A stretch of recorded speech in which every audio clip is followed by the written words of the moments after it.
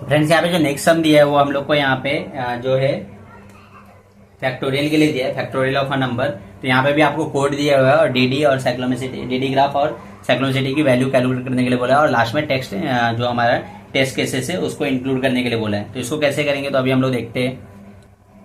I hope आपने पिछला video देखा है तो उसमें आपको नोड कैसे डिजाइन करते हो तो नॉलेज हो गया होगा। तो यहाँ पे भी अगर आप लोग कोड देखोगे तो फर्स्ट लाइन में हम लोग क्या दिया है, क्लियर स्क्रीन दिया है। तो मतलब वहाँ पे भी कुछ भी वैल्यूज वगैरह डिक्लेयर नहीं किए। तो पहला वाला नोड में हम लोग 1 को ले लेंगे। फिर सेकंड लाइन में एक प्रिंट फंक्शन दिया है तो वो भी वहाँ पे भी डिक्लेयर नहीं किया, तो उसको भी हम लोग फर्स्ट में ही ले लेंगे 2 को। फिर थर्ड वाले में देखोगे आप लोग तो वहाँ पे भी कुछ भी वैल्यू असाइन नहीं किया या फिर कोई भी कंडीशंस वगैरह नहीं है, तो 3 को भी इसी में हम लोग ले लेंगे। फिर बाद में आपको नेक्स्ट लाइन में क्या है, इफ कंडीशन को यूज किया। तो इफ कंडीशन के जैसे ही करते मैंने क्या बोला, आपको एक नया नोड बनाना है, जैसे इफ कंडीशन या फिर कोई लूप आता है तो। फिर बाद में इफ का यहाँ पे इफ के साथ एल्स भी है। तो इफ के साथ एल्स के लिए मैंने आपको पिछले लेक्चर में बताया था कि कैसे जो है हम लोग नोड को ड्रॉ करते हैं। तो वो कुछ हम लोग ऐसा करते हैं, तो हो जाएगा 3 के बाद यहाँ पे होगा 4, ये 5, ये 6 और 6 के बाद अगर आप लोग देखोगे तो 7 लाइन तो प्रिंट फंक्शन है, तो 7 जो है इसी के साथ यहाँ पे यही नोड में आ जाएगा 6, 7। और फिर बाद में जो है 8 जो है वो हमारा लूप खत्म हो रहा है, तो यहाँ पे इफ कंडीशन जो है हमारा खत्म हो रहा है। तो ये हमारा फर्स्ट पार्ट हुआ। और सेकंड हम लोग को एक कंपोनेंट दिया। तो फर्स्ट पार्ट के लिए अगर हम लोग एज ड्रॉ करेंगे तो कुछ ऐसा होगा, ये इसको अटैच होगा, ये इसको, ये इसको, ये इसको और यहाँ पे ये इसको। अब इसका कंपोनेंट है ना, हम लोग यहाँ पे इसके बाजू में ड्रॉ करते हैं। तो कंपोनेंट को अगर आप लोग चेक करोगे हुए तो फर्स्ट लाइन में यहाँ पे वैल्यू जो है यहाँ पे डिक्लेयर किया है, तो इसमें सिर्फ एक नोड ही आएगा, सिर्फ 1 ही आएगा। फिर वो मतलब जो वैल्यू है सिर्फ 1 ही आएगा। फिर सेकंड लाइन पे अगर आप लोग देखोगे तो सेकंड लाइन पे जो है फॉर लूप लगाया, तो यहाँ पे हम लोग लूप का नोड लगाएंगे। फिर थर्ड लाइन में जो है यहाँ पे प्रोडक्ट का वैल्यू कैलकुलेट किया, तो थर्ड लाइन हम लोग लिखेंगे। और फिर फोर्थ लाइन में जो है फंक्शन यहाँ पे रिटर्न कर रहा है, तो यहाँ पे हम लोग को इसका भी एज डिजाइन करना पड़ेगा। तो एज क्या, फर्स्ट वाला तो यहाँ पे कुछ है नहीं, तो इसके साथ। और लूप का क्या था, लूप जो था यहाँ पे फोर्थ पे खत्म हो रहा है क्योंकि यहाँ से फंक्शन रिटर्न कर जा रहा है। और थर्ड पे जैसे ही आ रहा है तो थर्ड से क्या हो रहा है, फिर रिटर्न हो गए 2 पे जा रहा है। तो इस तरीके से हमारा जो है ये फैक्टोरियल वाला कंपोनेंट का हुआ। और ये जो है इंट मेन फंक्शन यहाँ पे दिया था उसका है, ये जो है वो इंट मेन फंक्शन का है। और ये फैक्ट वाला कंपोनेंट जो हम लोग को दिया था उसका है। और फिर बाद में यहाँ से क्या करेगा, ये जो है हम लोग यहाँ से क्या कहता है, जो हम लोग चेक करने के लिए यहाँ पे कंपोनेंट को कॉल लगाएंगे और ये फिर हम लोग को यहाँ से आंसर बताएगा। तो ऐसा कुछ आपको दिखेगा।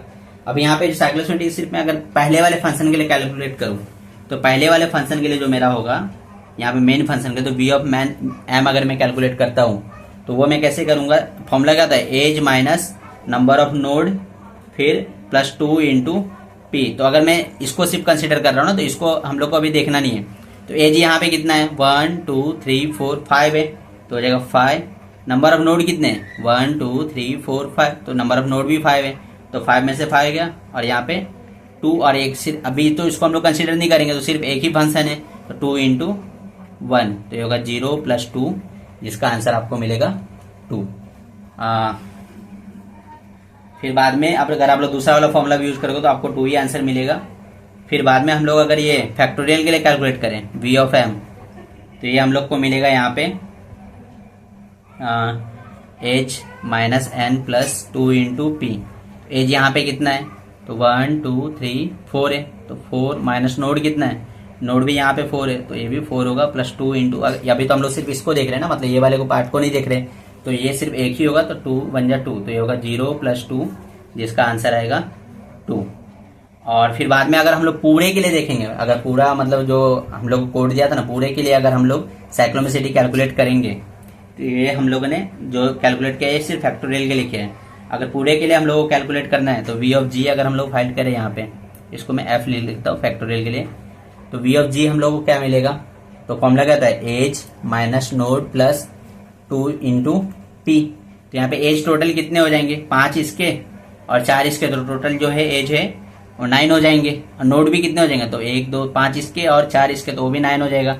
लेकिन यहाँ पे जो है हम लोग 2 अलग अलग कोड के लिए चेक कर रहे हैं ना, एक कॉम्पोनेंट भी है, तो यहाँ पे पी का जो वैल्यू है वो 2 हो जाएगा, तो होगा 0 प्लस 4, जिसका आंसर आप लोग को मिलेगा 4। तो इस तरीके से हम लोगों ने जो है साइक्लोमेसिटी कैलकुलेट किया पूरे ग्राफ के लिए। को यही कैलकुलेट करने के लिए बोला था, पहले तो हम लोग को यहाँ पे जो है डीएल का ग्राफ बनाना बोला था, और फिर पहले तो साइक्लोमिसिटी पहले इंडिविजुअल के लिए बोला था, पहले वाले के लिए, फिर दूसरे वाले के लिए, फिर बाद में पूरा होल के लिए। तो आई होप ये जो मैंने सम करा और आपको ये सम समझा। ऐसे ही आपको बहुत सारे वैरायटी में क्वेश्चन आ सकता है कि कभी find the greatest number, smallest number, ऐसा कुछ। तो आपको अगर कोड का सिर्फ इफ कंडीशन और व्हाइल लूप समझता है ना, तो आप लोग ये क्वेश्चन को आराम से कर सकते हो। आई होप आपको ये समझा। Thanks for watching the lecture. तब तक कीप लर्निंग।